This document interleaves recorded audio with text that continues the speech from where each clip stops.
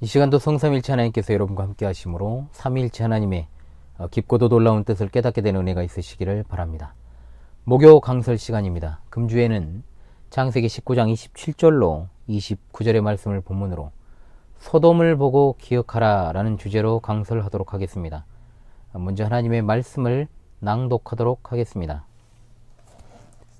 아브라함이 그 아침에 일찍 일어나 여호와 앞에 서 있던 곳에 이르러 소돔과 고모라와 그 온 지역을 향하여 눈을 들어 연기가 온기가마의 연기같이 치솟음을 보았더라. 하나님이 그 지역의 성을 멸하실새 곧 롯이 거주하는 성을 엎으실 때에 하나님이 아브라함을 생각하사 롯을 그 엎으시는 중에서 내보내셨더라. 아멘. 오늘 강설의 주제가 소돔을 보러 기억하라인데 이것이 이제 복음 전도의 메시지로서 또 사용될 수 있겠습니다. 주변에 하나님 말씀이 필요하신 분들 또한 복음이 필요한 이들에게 전파해 드릴 수 있도록 여러분들이 직접 이것을 가지고 전해도 되고 또 이 영상을 보게 하는 것으로도 전할 수 있다라고 생각을 합니다. 우리가 살아온 지난 날들 가운데 강렬하게 어떤 뇌리에서 떠나지 않는 장면들이 하나씩은 다 있을 것입니다. 좋은 기억이든 나쁜 기억이든 그러나 대부분은 그다지 좋지 않은 부정적인 장면이나 상황들을 떠올리게 됩니다. 원래 안 좋은 기억이 오래가기 때문이고 또 요즘 학폭이 많이 문제가 되고 있지 않습니까?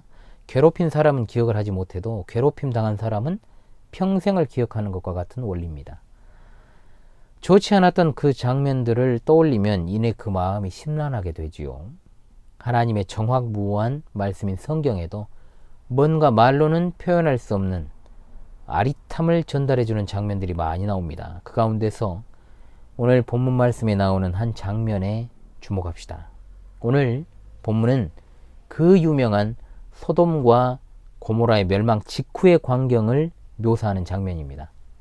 그 광경도 광경이거니와 아침에 일찍 일어나 그것을 말없이 지켜보고 있는 아브라함의 모습이 더욱 그러합니다.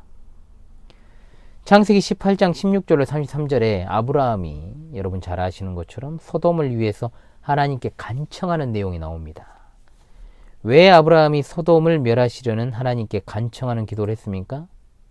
소돔 성에 살고 있는 자신의 조카 롯, 단지 혈육이라서가 아니라 의인이었기 때문에 의인이 악인과 함께 멸망당하는 것은 하나님께서 하신 말씀의 모순이 된다라는 것을 발견하고 그가 하나님께 간청하는 기도를 했던 것입니다.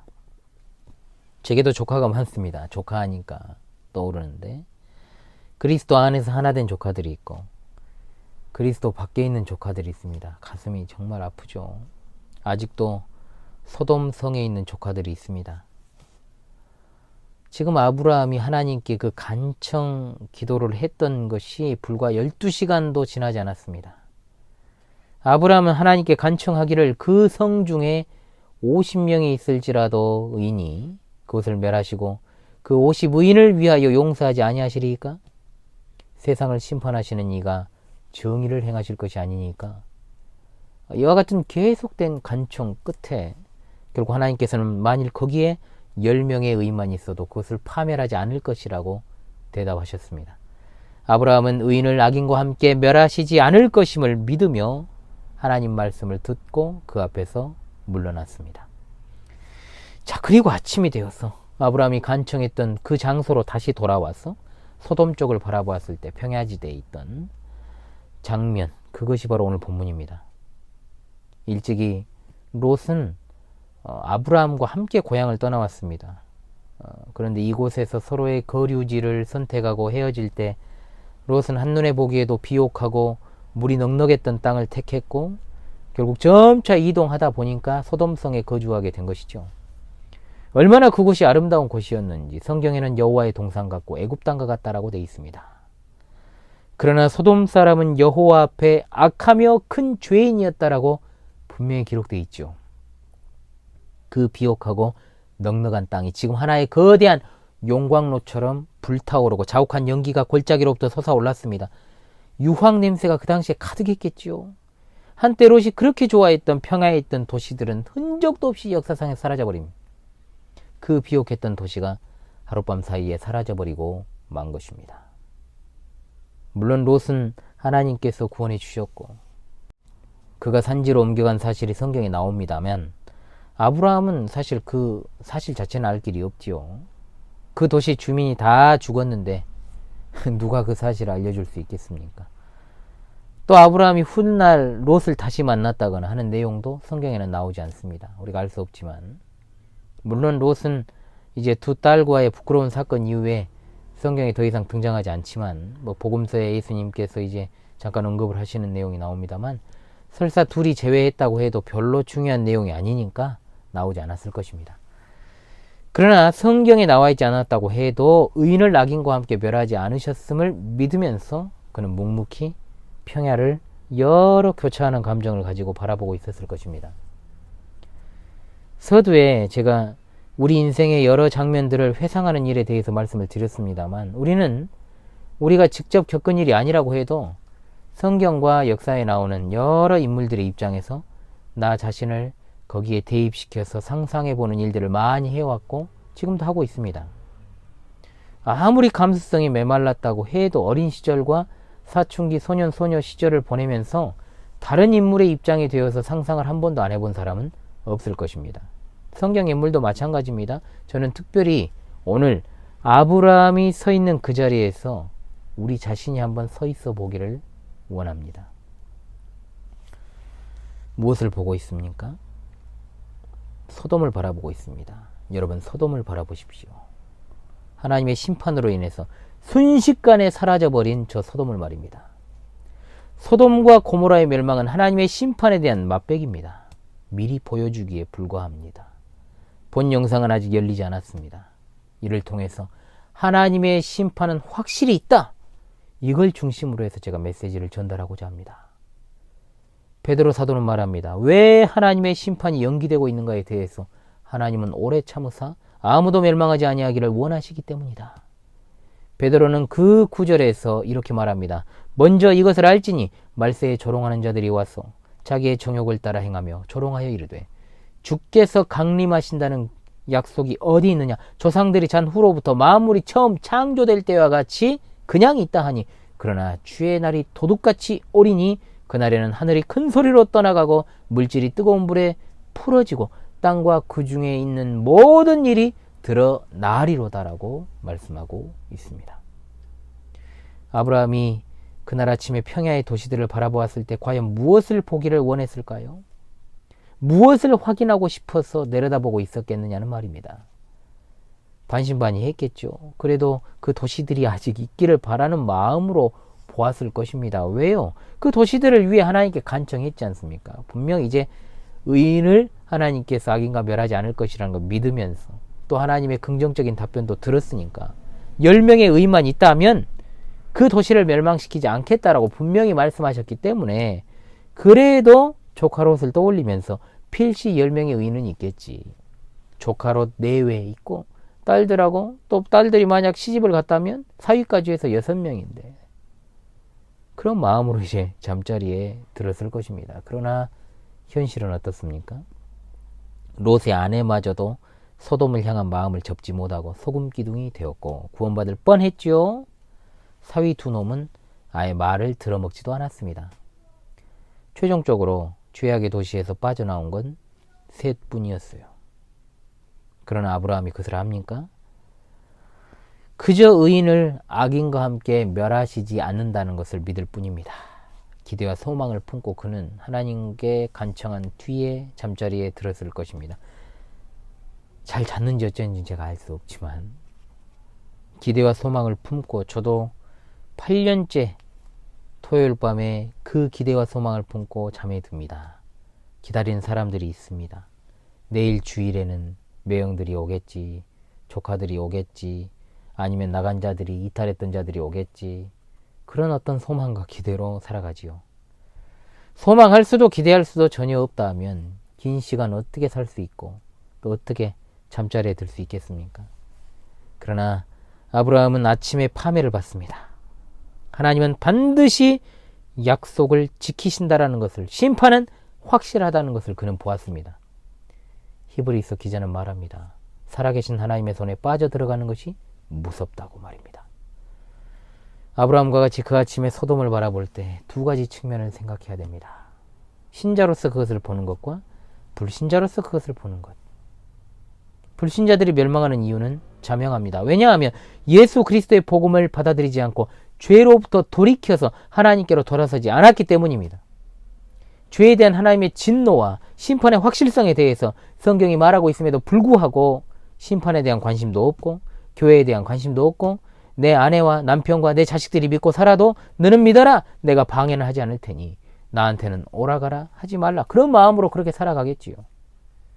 그 모습에 대해서 참으로 안타까운 심정은 있지만 어찌 보면 당연한 그들의 반응이라는 생각을 하며 또 그렇게 보냅니다.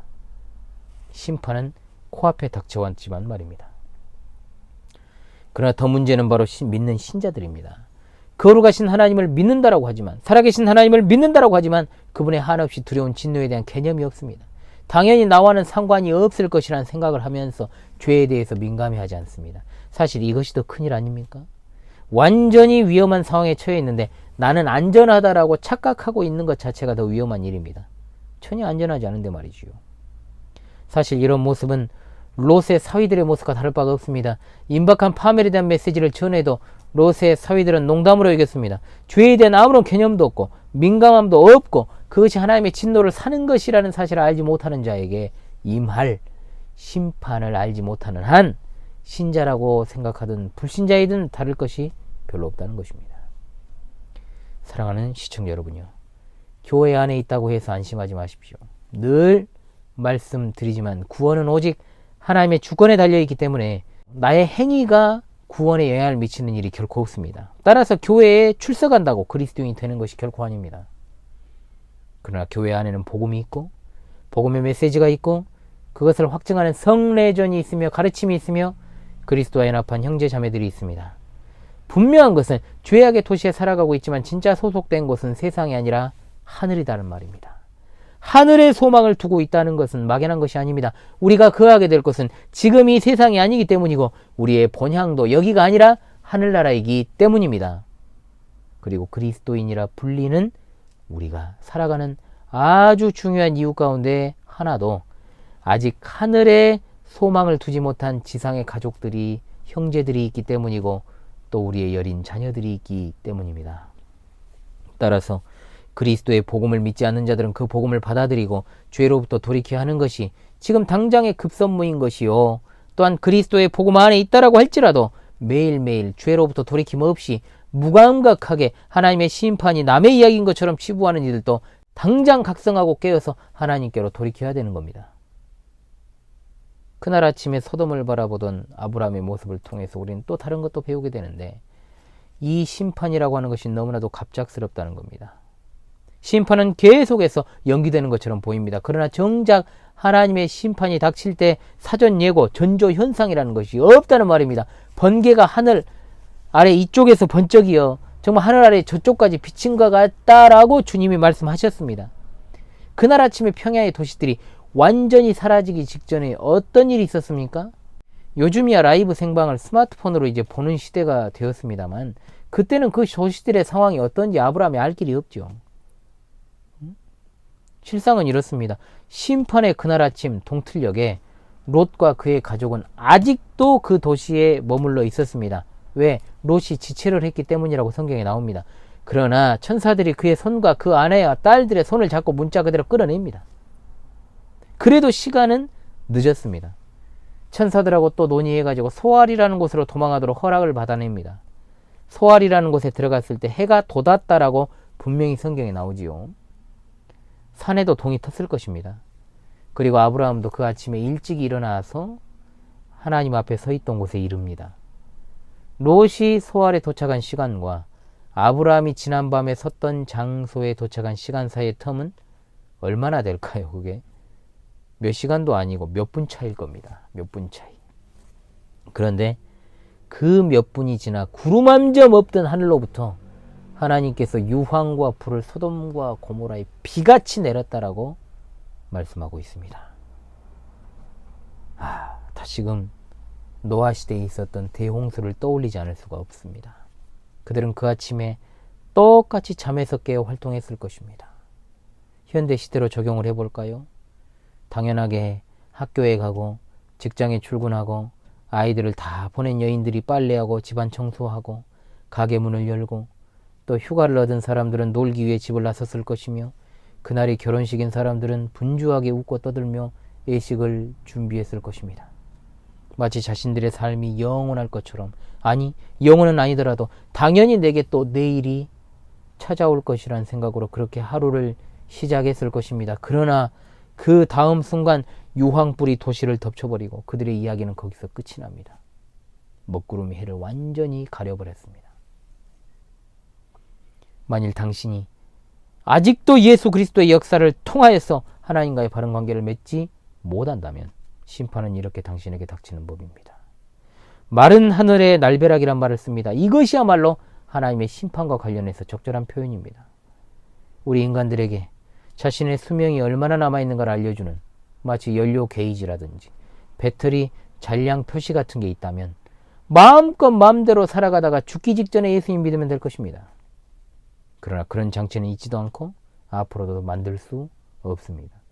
오로지 인생의 시작과 끝은 하나님이시기 때문에 우리의 죽고 사는 것이 우리 손에 달린 것이 아니고 하나님의 손에 달려 있으며 온 우주와 만물의 시작도 하나님이시니 끝을 내시는 것도 하나님이십니다. 회개를 위한 마지막 경고가 주어질 것 같습니까? 웃기지 마십시오. 그런 일은 없습니다. 온 우주의 종말보다 내 자신이 죽게 되는 것이 더 가깝다는 것은 상식에 해당합니다. 우리는 내일의 계획과 한 주간의 스케줄과 심지어 몇 달 후에 있을 일까지도 미리 계획하고 있지만 그날이 내게 오리라는 보장은 없습니다. 심지어 오늘 잠시 후에 소돔과 고모라의 사람들처럼 우리 인생의 스토리가 끝나게 될지 모릅니다. 소돔과 고모라를 비롯한 세상, 죄악이 가득 찬 세상, 하나님 보시기에 악인들이 득실되는 세상이라고 할지라도 그들도 누군가의 남편, 아내, 부모, 형제, 자매, 사랑하는 연인들입니다. 열심히 자기 분야에서 최선을 다해 살아간 사람들입니다. 당신보다 결코 게을러서 나쁜 짓을 많이 해서 그들이 그 아침에 멸망당한 것이 아닙니다. 단지 그들은 예수 그리스도의 복음을 믿지 않았고 심지어 믿는 가족의 말을 철저하게 듣지 않았던 두 사위처럼 농담으로 여겼고 배를 만드는 노아를 보고 미친 사람이라고 손가락질을 했어도 하늘에서 비가 내리고 땅에 물이 가득 차게 될 것이라는 그 경고를 심판의 그날 그 시간까지도 믿지 않았던 사람들입니다. 그럼에도 불구하고 그들은 노아나 롯이나 아브라함과 똑같은 사람이었고 누군가의 남편이었고 아내였고 부모였고 사랑하는 사람이었다는 겁니다. 당신이 현재 어떤 사람인가? 거기에 있어서는 당신에게 미칠 심판에 아무런 영향도 주지 못합니다. 예수 그리스도의 속죄의 사역이 당신과 아무런 상관이 없는 한 당신은 절대로 심판을 피할 수 없습니다. 믿지 않는 자들, 깨어있지 않는 자들에게 그날은 도둑같이 임한다라고 했습니다. 평안하다, 안전하다 할 그때 임신한 여자에게 해산의 진통이 갑자기 찾아오는 것처럼 멸망이 갑자기 그들에게 이르고 피할 수 없다라고 바울 사도는 분명히 데살로니가전서 5장 2절로 3절에 말씀하고 있습니다. 경고의 메시지 없이 그대로 심판하시는 것이 여러분 부당하다고 생각합니까? 그럼 지금 이 자리는 경고의 자리가 아닙니까? 이것을 듣고 있는 여러분이요. 예수 그리스도를 통한 구원의 복음을 믿지 않고 지금 이 시간에도 이후의 시간과 내일은 내일의 태양이 당연히 뜰 것이라 믿어 의심치 않으며 주일 오전에 잠을 자고 있거나 자신의 생업이나 산이나 들이나 바다로 놀러간 교회 밖의 사람들도 그들이 성경을 모르고 노아 시대를 잘 모르고 소돔과 고모라를 잘 모른다고 할지라도 오늘 또 지금 이 시간에도 나의 사랑하는 사람, 나의 주변인, 방금 전까지도 함께했던 사람, 어제까지만 해도 함께 연락했던 사람들의 죽음을 우리는 목도하고 있다는 겁니다. 그들이 생전에 예수 그리스도의 복음을 통해 하나님과 바른 관계를 맺지 못했다면 그들은 다 멸망한 것입니다. 그것이 바로 당신을 향한 경고입니다. 그러나 많은 사람들 대다수는 경고로 받지 않습니다. 사람의 죽고 사는 것은 자연의 이치다, 섭니다. 그렇게 믿고 살아가고 싶겠지요. 그러나 그렇게 한번 살다가 죽음의 문턱에 한번 가보십시오. 지푸라기라도 잡으려고 하는 것이 인간의 심리고 속성이고 그것이 바로 연약한 인간입니다.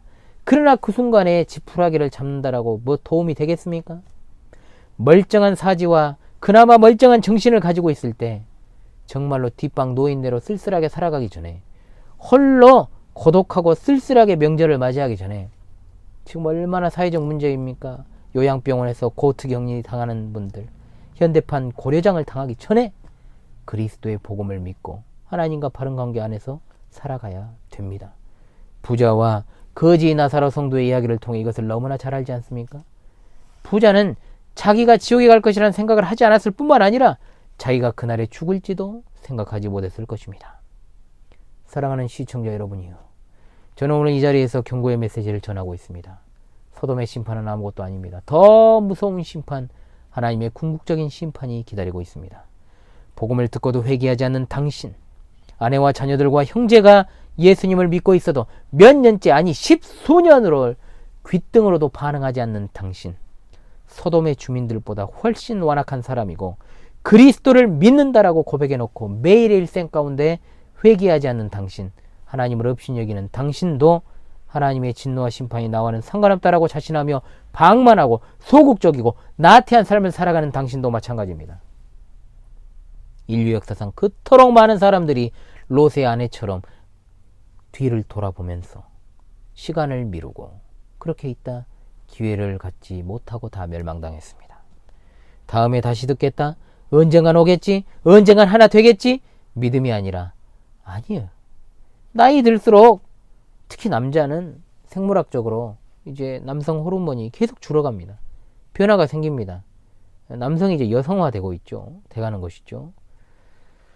그러니까 아내 없이는 아무것도 할 수 없는 그런 존재가 이제 되어버립니다. 연애 때 호감 사려고 객기 부릴 때 잠깐 제외하면 이미 젊을 때도 아내 없으면 아무것도 못하는 게 남자입니다. 남자는 여자하기 나름이다. 분명히 신뢰할 만한 말이죠, 이것은.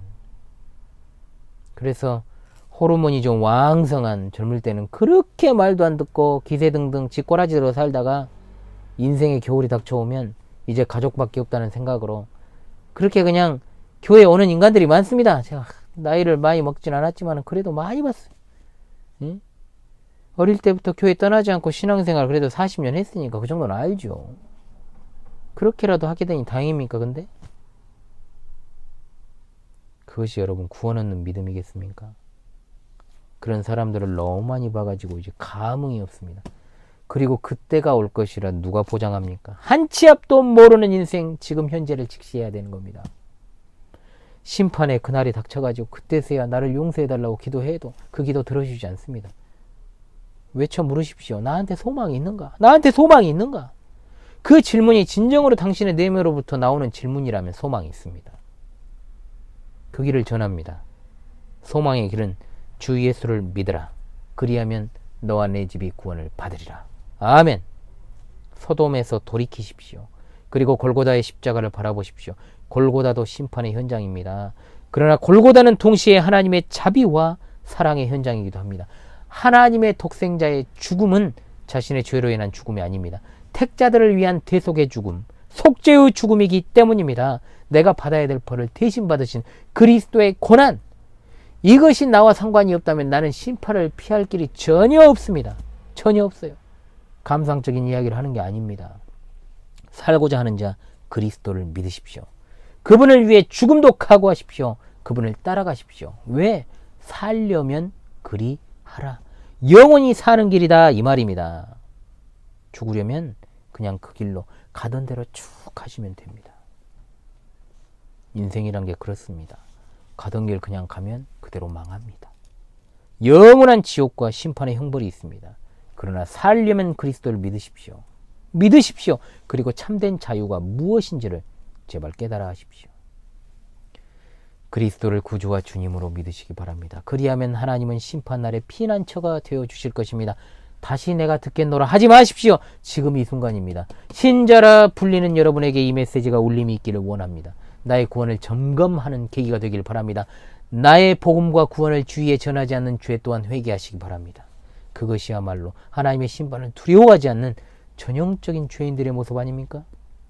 하나님은 아무도 멸망하기 원하지 않으시는 분이시라 했습니다. 그러나 사람들은 오늘도 멸망으로 뛰쳐나가기 바쁘고 지금 이 순간에도 멸망으로 떨어지고 있습니다. 그것은 순전히 그들의 선택입니다. 그들의 의지입니다. 성령께서 이 시간 역사하심으로 그 마음속에 호소하시는 부르심을 거절하거나 멀리하지 마십시오. 인간의 연설에 의한 감동이 아니라 내 마음 속에 깊은 곳에 울려 퍼지는 성령님의 음성을 들을 수 있기를 주님의 이름으로 간절히 소망하며 또 소망합니다. 우리 주님 곧 오십니다. 할렐루야, 아멘. 찬송 한 곡 부르겠습니다. 523장 어두운 죄악길에서 통일찬송가 262장입니다. 대찬송가 523장, 통일찬송가 262장, 어두운 죄악길에서. 어두운 죄악길에서 목자 없는 양같이 모든 사람 길 찾아 헤맨다. 자비하신 하나님 독생자를 보내사 너를 지금 부르니 나오라. 이때라 이때라 주의 긍휼 받을 때가 이때라. 지금 주께 나와 겸손하게 아뢰라. 구원함을 얻으리. 험한 십자가 위에 달려 돌아가신 주 다시 살아나셨네 기쁘다. 죄인 구원하실 때 어서 주께 나와 크신 은혜 구하라. 이때라 주의 긍휼 받을 때가 이때라. 지금 주께 나와 겸손하게 아뢰라. 구원함을 얻으리. 주의 귀한 말씀에 영원 생명 있나니 주님 너를 용서해 주신다. 주가 부르실 때에 힘과 정성 다하여 주의 은혜 받으라. 이때라 주의 긍휼 받을 때가 이때라. 지금 주께 나와 겸손하게 아뢰라. 구원함을 얻으리. 세월 빨리 흐르고 세상 친구 가는데 너의 영혼 오늘 밤 떠나도 주의 구원 받으면 천국에서 영원히 주와 함께 살리라. 이때라 주의 긍휼 받을 때가 이때라.